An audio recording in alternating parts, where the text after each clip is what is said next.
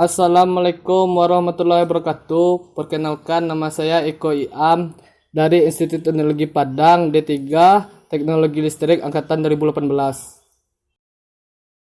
Kali ini saya akan menjelaskan bagaimana proses untuk menghasilkan listrik dari tenaga uap di PLTU sektor Ombilin.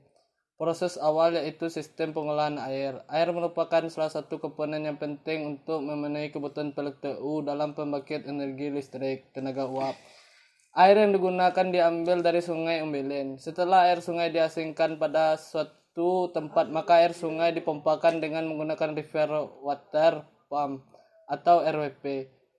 Di PLTU Ombilin ada 3 buah RWP yang operasinya ditentukan dengan kebutuhannya. Jika kebutuhan air 580 ton, maka pompa yang digunakan adalah 2 buah RWP, sedangkan satunya lagi dalam keadaan standby.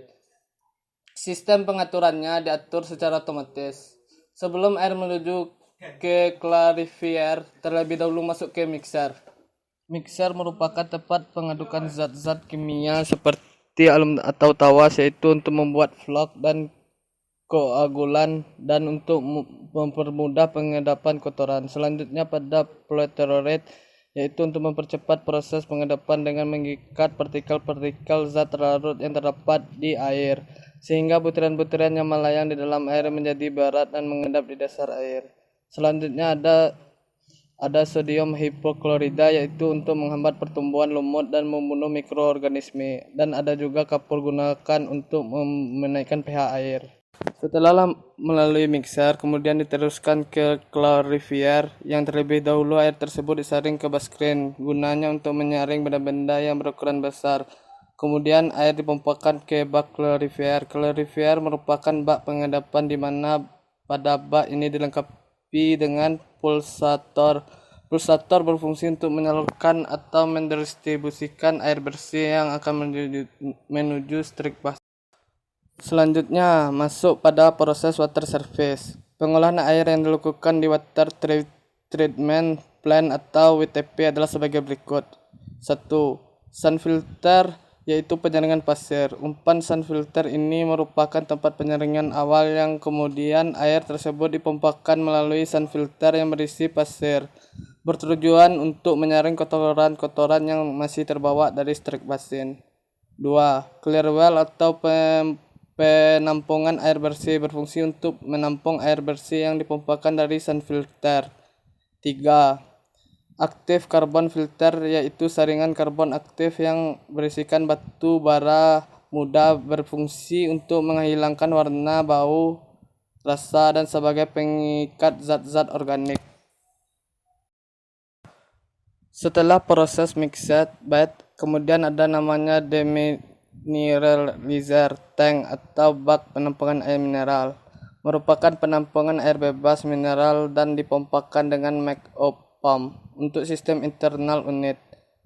Setelah itu ada make-up cooling tower atau menara penampungan air dingin. Make-up cooling tower berguna untuk air penampungan pada cooling tower. Air cooling tower ini digunakan untuk mendinginkan uap bekas pada kondenser air.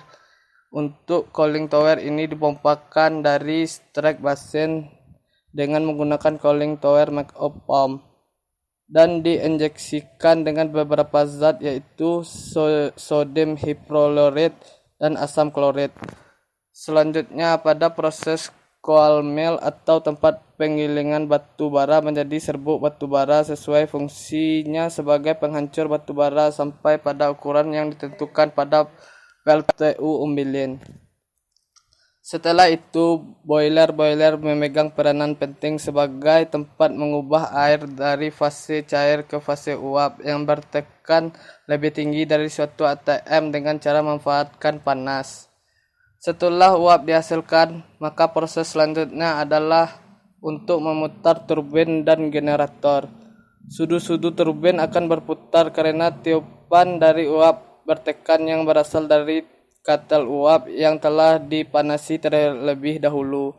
Dengan menggunakan bahan bakar pada cair dan gas, uap tersebut kemudian dibagi dengan menggunakan kontrol VAR yang akan dipakai untuk memutar turbin yang dikopelkan langsung dengan pompa dan juga sama halnya dikopel dengan sebuah generator sinkron untuk menghasilkan energi listrik.